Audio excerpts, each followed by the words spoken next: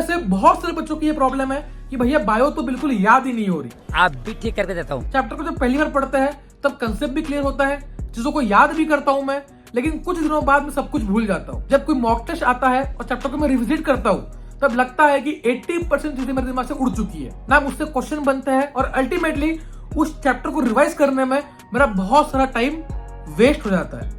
ये प्रॉब्लम सबके साथ होती है, चाहे आपका क्लास का टॉपर हो जो आपको लगता है कि बहुत इंटेलिजेंट है, वैसे वो है नहीं, ठीक है, लेकिन जो टॉपर जो 360 नंबर ला रहा है और आप ऑलमोस्ट सेम वे से पढ़ रहे हो, लेकिन वो बंदा ना अपने प्रिपरेशन में कुछ ऐसी टेक्निक्स यूज कर रहा है जिससे वो बायो को बहुत लंबे समय तक याद कर पा रहा है। तो क्या है वो टेक्निक्स और मैंने कैसे अपने ड्रॉप ईयर में बस 15 से 20% टाइम दिया बायो को और 350 नंबर स्कोर किए। और बहुत सारे बायो तो मुझे अभी भी याद है क्योंकि मैंने मेमोराइज उस वे से किया था और मैंने बहुत सारी टेक्निक्स बताऊंगा आपको वीडियो में, ठीक है, जिसकी हेल्प से आप बहुत लंबे समय तक बायो को याद कर सकते हो और याद रख के नीट 2024 से 25 में बहुत तगड़ा फोड़ सकते हो, ठीक है। तो वीडियो को एंड तक देखना हर एक टिप एंड ट्रिक के लिए, जिससे आप चीजों को समझ पाओ और इसको आप अप्लाई करके खुद के ऊपर आप एक अच्छा रिजल्ट देख पाओ। तो शुरू करते हैं सबसे इंपॉर्टेंट एंड सबसे बड़ी गलती से। चैप्टर को जब पहली बार पढ़ते हो ना, मैक्सिमम बच्चे करते क्या है ना कि सब कुछ याद कर लो, रट्टा मार लो एकदम 3-4 घंटे में, ठीक है, और चैप्टर दिमाग में एकदम फिट हो जाए। ये कभी नहीं होगा। तो चैप्टर को पहली बार पढ़ रहे हो ना, फर्स्ट टाइम जब पढ़ रहे हो, ठीक है, उस टाइम आपको एनसीईआरटी का फ्लो समझना है, ठीक है, कि क्या क्या दिया गया है, किस वे में दिया गया है, एनसीईआरटी कहना क्या चाहती है, ठीक है, कंसेप्ट क्या क्या छुपे हुए हैं इसके अंदर, ठीक है, क्या क्या चैप्टर किस पार्ट में डिवाइडेड है, ठीक है, मैक्सिमम क्वेश्चन कहां से बन सकते हैं, इसको आपको खुद एनालाइज करना पड़ेगा। मैक्सिमम बच्चे करते क्या है ना, गए याद कर रहे हैं, इसका एग्जांपल ये, इसका एग्जांपल ये, 90% ह्यूमंस में ये होता है, 80% में ये होता है, डेटा याद कर रहे हैं फालतू का, ठीक है।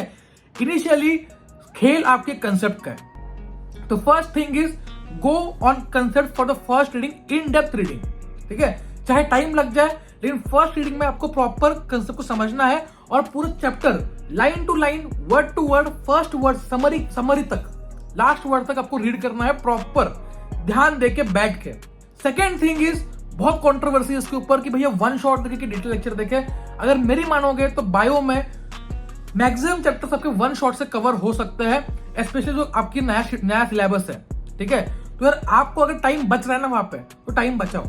मैंने अपने पूरे ड्रॉप ईयर, स्पेशली ड्रॉपर्स की बात है, मैंने अपने पूरे ड्रॉप ईयर में बायो के बहुत कम चैप्टर्स किए अपने ऑफलाइन कोचिंग से, क्योंकि मैंने ऑनलाइन मैक्सिमम चैप्टर के वन शॉट देख लिए थे जितने उस टाइम पे अवेलेबल थे, या कुछ चैप्टर खुद से ही कर लिए थे, ठीक है, इकोलॉजी हो गया, स्ट्रेटेजीज हो गया, माइक्रोब्स हो गया, राइट। तो जहां पे जरूरत नहीं है वहां पे आप प्रॉपर वन शॉट दे सकते हो, कोई इशू नहीं है, ऑनलाइन खुद से पढ़ सकते हो, इतने इसमें चैप्टर्स है नहीं। और जहां जरूरत है, एग्जाम्पल क्या क्या है, ह्यूमन फिजियो, प्लांट फिजियोजेनेटिक्स, यही 3 मेन एग्जाम्पल्स है। कभी कभी सेल साइकिल, सेल डिवीजन हो गया, एनाटॉमी फ्लोरिंग प्लांट्स हो गया, जहां पे तुम प्योरली याद करने वाली चीजें है, एनिमल किंगडम हो गया, तुम्हारा इकोलॉजी हो गया, स्ट्रेटेजीज हो गया, ठीक है, sexual reproduction, flowering plant, maximum जहां पे याद करना है वह वन शॉट देख लो और चीजों को तुम रट्टा मारना स्टार्ट कर सकते हो आफ्टर प्रॉपर अंडरस्टैंडिंग। ये बहुत इंपॉर्टेंट पॉइंट है, क्या, आफ्टर प्रॉपर अंडरस्टैंडिंग। वीडियो में आगे बढ़ने से पहले आपको बताऊंगा एक बहुत ही बढ़िया बुक के बारे में, इसका नाम है ऑब्जेक्टिव एनसीईआरटी एक्सट्रैक्ट बाय दिशा पब्लिकेशंस। काफी बढ़िया बुक है, यूनिक बुक है। सबसे इंपॉर्टेंट चीज के अंदर 6000+ एमसीक्यूज है, एनसीईआरटी के हर एक लाइन से एमसीक्यू उठाए गए हैं, स्टेटमेंट वाले सवाल है, असर्शन रीजन क्वेश्चन है, मैच द फॉलोइंग क्वेश्चन है with proper solutions and tips and tricks, ठीक है। तो ये ऑल इन वन बुक है, ये इसके 5 यूनिक फीचर्स है। इसके साथ साथ इसके अंदर है एनसीईआरटी लोकेटर, ठीक है, कि जो क्वेश्चन दिया गया है वो एनसीईआरटी किस पेज पे है वो आपको लिखा हुआ मिल जाएगा, ताकि आप जाके चेक कर सको कि कहां पे मेरी गलती हुई है। ये आपकी न्यू सिलेबस के ऊपर बेस्ड है, अकॉर्डिंग टू न्यू सिलेबस है। जैसे आपको पता है कि बायो में 6 चैप्टर हटाए गए हैं, 6 चैप्टर डिलीट कर दिए हैं, तो ये इसका न्यू इंडेक्स है, ठीक है, इसके ऊपर पूरी बुक बेस्ड है। केमिस्ट्री के अंदर 9 चैप्टर्स हटाए गए, ठीक है, तो ये केमिस्ट्री का इंडेक्स आपको दिख रहा होगा स्क्रीन के ऊपर। एंड फिजिक्स में कुछ नए टॉपिक्स ऐड किए हैं एक्सपेरिमेंटल फिजिक्स में, तो वो भी इसके अंदर ऐड कर दिए हैं अकॉर्डिंग टू द इंडेक्स, ठीक है। इसकी कॉम्बो भी आता है, कंबाइन तीनों बुक का एक साथ, आप यहाँ पे इमेज में देख सकते हो जैसे कि, तो मैं लिंक दे रहा हूँ कॉम्बो का भी और आपके बायोलॉजी की बुक का भी, आप जाके फटाफट चेकआउट कर सकते हो इस बुक को। बहुत ही एक्सटेंसिव बुक है, अच्छी बुक है for good NCERT based practice for NEET 2024 and 2025, ठीक है। चलो वीडियो में आगे बढ़ते हैं। हर गलती बच्चे करते हैं कि नोट्स बनाने में बहुत सा समय वेस्ट कर देते हैं। मतलब क्या, बैठे हैं हर एक चीज नोट डाउन कर रहे जो क्लास में चल रही है। मैंने पूरे साल में बस जेनेटिक्स के, प्लांट फिजियो के, ह्यूमन फिजियो के भी नहीं बनाए थे, ठीक है, जेनेटिक्स, प्लांट फिजियो, ये 2 ही यूनिट्स थे जिनके मैंने नोट्स बनाए थे अपने नोटबुक के अंदर बायोलॉजी के। और इस चीज के लिए मुझे उस वक्त बहुत लोगों ने क्रिटिसाइज किया कि क्लास के लोगों ने, स्टूडेंट्स ने, कि यार तू नोट्स नहीं बता, चीजें को याद नहीं होंगी, ठीक है। लेकिन मुझे पता था कि मैं क्या कर रहा हूँ, ठीक है।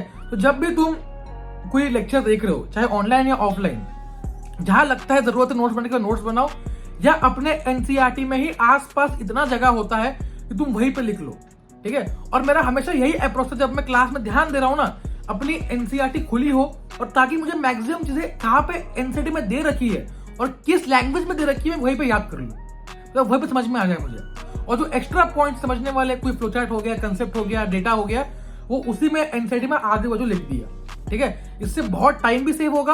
और जब क्लास में लेक्चर देख रहे हो या ऑनलाइन लेक्चर देख रहे हो, उसी टाइम आपकी एनसीईआरटी की फर्स्ट एक रीडिंग, सुपरफिशियल रीडिंग आपकी हो जाएगी, ठीक है।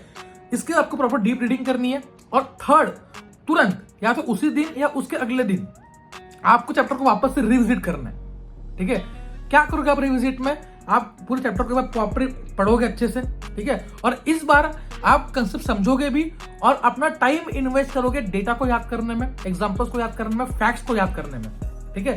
तो ये तुम्हारी इसके बाद एक चैप्टर प्रॉपर कंप्लीटली प्रिपेयर्ड, तुम कह सकते हो कि हाँ भैया मेरा चैप्टर खत्म हो चुका है। इसके बाद जो सेकेंड चीज मैंने की थी ना, वो ये था कि जिस दिन चैप्टर पढ़ा उसी दिन इंडेक्स पे लिख दिया कि आज से 7 दिन बाद इसको रिवाइज करूंगा, आज से उसके 14 डेज बाद रिवाइज करूंगा, 7, 14, 21, ये मैंने रूल अपनाया। तो अगर आप किसी चैप्टर के 3 रिविजन करते हो अच्छी वाली, ठीक है, तो आप उस चैप्टर में मास्टर बन जाओगे। ये रिटर्न रूल है, ठीक है। आपको एक दिन में सब कुछ याद नहीं होगा। जब मैं 7th डे चैप्टर उठाता था ना कि हाँ आप चैप्टर रिवाइज करूंगा, तब मेरे दिमाग से 80% से गायब थी, ठीक है। लेकिन मैंने किया क्या, उसको प्रॉपर बैठ के फिर पेशेंस के साथ रिवाइज किया। लेकिन खास बात ये थी, आपकी रिविजन्स, आपकी जो रिविजन्स है ना, आपको रिविजन बहुत कम टाइम में करनी है, ठीक है। You should do multiple revisions, ठीक है, instead of single revision consuming lot of time. मतलब एक रिविजन में 8 घंटे देने से अच्छा है कि आप 8 बार चैप्टर को पढ़ लो 1-1 घंटे देके, ठीक है। तो मेरा हमेशा फिक्स था कि आज से 7 दिन बाद, मतलब अगर मान लो आज 1 नवंबर है तो मैं 8 को चैप्टर को रिवाइज करूंगा और 1 घंटे में, उसके बाद मैं रिवाइज करूंगा 25 या 26 नवंबर, जब भी टाइम मिले, ठीक है। इंडेक्स में लिख दिया ताकि मैं टारगेट सेट हो जाए कि हाँ रिवाइज करना है, ठीक है। ये बहुत इफेक्ट करता है क्योंकि हम लोग भूल जाता है कि हाँ यार चैप्टर पढ़ा था 20 दिन पहले, पता ही नहीं कब लास्ट टाइम रिवाइज किया था, 2 महीने पहले रिवाइज किया था, ठीक है। तो इंडेक्स में जिस दिन पढ़ रहे हो उसी दिन लिख दो कि 7 तारीख को मैं रिवाइज करूंगा या 7 दिन बाद, 5 दिन बाद रिवाइज करूंगा, ठीक है। एंड मल्टीपल रिविजन करनी है ऑफ शॉर्टर ड्यूरेशन, एकदम क्विकली गो थ्रू करना है, पॉइंट्स को रिकलेक्ट करना है अपने माइंड के अंदर। Next and most important thing जिसने मुझे हर एक चीज मेमोराइज करने में हेल्प की, वो है रेट्रोग्रेड रिविजन। जब भी तुम कुछ चैप्टर पढ़ते हो और तब तुरंत एमसीक्यू करते हो, तब एमसीक्यू बनते हैं, लेकिन कुछ दिन बाद एमसीक्यू नहीं बनने स्टार्ट होते क्योंकि तुम चीजें भूल जाते हो। तो मैंने क्या किया ना, रोज का आधा घंटा फिक्स कर लिया था, 9 से 9:30 आधा घंटा 9 से 9:30 के बीच में फिक्स कर लिया। खाना खाने के बाद मैं हर रोज अपने टेरेस पे घूमता था और उस टाइम पे किसी भी रैंडम चैप्टर के जो मुझे रिवाइज किए हुए बहुत दिन हो गए, उसके मैं रैंडमली 70, 80, 90 एमसीक्यूज करता था, टेलीग्राम से कहीं से भी, ठीक है। इससे फायदा क्या हुआ कि जब मैं वो एमसीक्यू करता था, मान लो 20-30 सवाल नहीं बने मुझसे, तो मैं वापस से आके टेरेस से नीचे घर पे जो क्वेश्चंस नहीं बने उनको मैंने देखा एनसीईआरटी से कि हाँ कहाँ पे ये एनसीईआरटी में दिया हुआ है और मुझसे क्यों मिस आउट हुआ, उन लाइंस को देखा, उनको रिविजिट किया। This is the best way to revise the chapter और NCERT the chapter through questions. तो क्वेश्चन करो, उसको रिविजन करो। बहुत लोग कहते हैं कि बायो में क्वेश्चंस का कोई यूज ही नहीं है, एमसीक्यू प्रैक्टिस करो, ये फिजिक्स केमिस्ट्री के लिए इंपॉर्टेंट है। सबसे गलत चीज, बायो में जितना आप प्रैक्टिस करते हो आप चीजों को उतना दिमाग में फिट करते हो, क्योंकि जितने आप क्वेश्चंस करोगे ना, आपका चैप्टर उतना माइंड में स्ट्रांग होता जाएगा, ठीक है। बहुत इंपॉर्टेंट थिंग है, अगर आपको स्कोर बूस्ट करना है ना, आपको ये रोज करना है किसी भी रैंडम चैप्टर का, और आपको उसको प्रॉपर्ली एनालाइज भी करना है। इससे डेफिनेटली मेमोरी बूस्ट होगी और क्वेश्चन के थ्रू जितना आपको याद रहता है वो किसी और चीज के थ्रू नहीं रहेगा। जब क्वेश्चन आप गलत करोगे तो आप उसको याद लंबे टाइम तक रख पाओगे कि हाँ यार ये गलती की थी। एक और बहुत बड़ी गलती बच्चे करते हैं कि वो एनसीईआरटी की हर एक लाइन को याद करने चले जाता है कि भैया मैं तो सब कुछ रट लूंगा, ठीक है। देखो, रट्टा मारना कोई सॉल्यूशन नहीं है, जहां रट्टा मारना है वही मारना है बस, ठीक है। जहां तुम कंसेप्ट बना सकते हो वहां बनाओ, जहां तुम चैप्टर का फ्लोचार्ट बना सकते हो वहां फ्लोचार्ट बनाओ। एग्जांपल दे रहा हूं, मैंने देखा कई बार बच्चे क्या करते हैं, तुम्हारा चैप्टर है रेस्पिरेशन इन प्लांट्स, ठीक है, उसमें हर एक चीज को याद करने का ट्राई करते हैं कि यहाँ पे ये था, यहाँ पे ये था। अपने दिमाग में एक न्यूरोजेनिक कनेक्शन बनाओ, ठीक है। जब न्यूरॉन जुड़ते हैं ना आपस में और जब उनमें एकदम मेमोरी प्रॉपर होती है तो वो काफी फास्ट कंडक्ट करते हैं।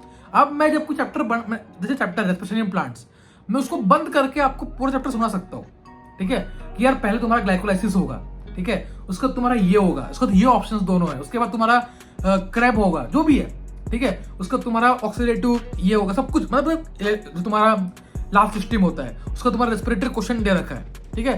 तो ये फ्लो जो है ना आपके दिमाग में न्यूरल कनेक्शन से बनता है, ठीक है, कि भाई पहले ग्लाइकोलाइसिस होगा, फिर क्रैब साइकिल होगा, फिर ईटीएस होगा, ठीक है, अगर ये एरोबिक का पाथवे है, एनारोबिक का पाथवे अलग होगा, क्या क्या चीजें, तो एक पूरा पिक्चर, ठीक है, मूवी टाइप बन के दिमाग के अंदर, तो जहां तुम मूवी टाइप पिक्चर फॉर्म में, पिक्टोरल फॉर्म में याद कर सकते चीजों को, वहां पे ऐसे याद करो, ठीक है, ताकि आपकी मेमोरी में वो परमानेंटली बैठ जाए।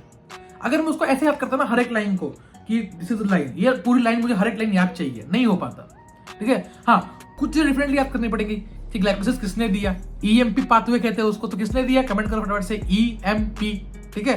तो ये छोटी मोटी चीजें आपको याद करनी ही पड़ेगी, लेकिन जो मैक्सिमम चैप्टर का फ्लो है वो आप दिमाग में फिट कर लो कि हाँ ये फ्लो है और मुझे चैप्टर को ऐसे आगे लेके जाना है और ऐसे याद करना है। कुछ चैप्टर ऐसे जहाँ पे आपको कुछ स्पेसिफिक टर्म्स याद करने ही है, एनिमल किंगडम हो गया, ठीक है, आपका हर एक फाइलम का आपको एग्जांपल्स याद करने ही है, वहां पे आप टेबल बना लो अपने अलग से, ठीक है, दीवार पे चिपका दो, ठीक है, ये अलग से लिख के कि यार ये चीज है। और जब आप बहुत सारे क्वेश्चन कर लेते हो ना, आपको चीजें एग्जांपल्स अपने आप याद हो जाते हैं कि हाँ यार हर बार क्वेश्चन में आ रखा है कि पैराइटल प्रेजेंटेशन का एग्जाम्पल क्या है, फ्री सेंट्रल का क्या है, डायंथस प्राइम रो, सबको पता है क्योंकि बहुत से क्वेश्चन में कर रखा है आपने। आपको कब नहीं बनेगा ये, जब आपने बस रट्टा मारा है, ठीक है, आपने क्वेश्चन सॉल्व नहीं किया। जब क्वेश्चन सॉल्व करोगे तो आपको अल्टीमेटली चीजें याद हो जाएंगी, ठीक है। तो ये कुछ चीजें जिसको आपको ध्यान रखना है, ठीक है। हर मॉक टेस्ट से पहले पूरा बायो जो आने वाला है आपका उसको रिवाइज करो, ठीक है। जितनी बार आप रिवीजन करोगे, जितनी बार ठोकोगे उस चीज को दिमाग के अंदर, उतना आपके कनेक्शन स्ट्रांग बनेंगे। अब दिमाग में उसको थोपने का तरीका क्या क्या है, पहला तो है आपने रिवाइज कर लिया एनसीईआरटी से, सेकंड है आपने मॉक टेस्ट दे दिए, थर्ड है आप क्वेश्चंस के थ्रू उसको रेट्रोग्रेड रिवाइज कर रहे हो रैंडमली। सबसे बेस्ट तरीका है, इससे आपकी मेमोरी बहुत स्ट्रांग होती है, ठीक है। तो इनको आप ध्यान रखना, जो तरीके मैंने बताया है इनको इंप्लीमेंट करना, ठीक है। जितना आप इसको इंप्लीमेंट करोगे चीजें आपके लिए स्मूथ हो जाएंगी, बायो याद अल्टीमेटली लास्ट तक हो जाएगी, ठीक है। लेकिन वो अल्टीमेट लास्ट आने तक ना आपको एफर्ट डालने पड़ेंगे और कुछ चीजें चेंज करनी पड़ेगी। ऐसा नहीं कि चैप्टर करके 2 महीने हो गए, उसका ना एक एमसीक्यू किया, ना उसका थ्योरी पढ़ा, ना एनसीटी खोली, ये करोगे तो बहुत गलत ट्रैक पे हो, ठीक है। टाइमली प्लान करो, कब क्या करना है, कब कब क्वेश्चन करने चैप्टर के, सब कुछ प्लान चाहिए, ठीक है। जब चैप्टर खत्म कर रहे हो तब तो क्वेश्चन कर रहे हो, तब तो बन रहे, सबसे बन रहे, लेकिन 10 दिन बाद किसी से नहीं बन रहे। और जब आपसे बनेंगे ना 10 दिन बाद, तब सोचोगे हायर फायदा होगा।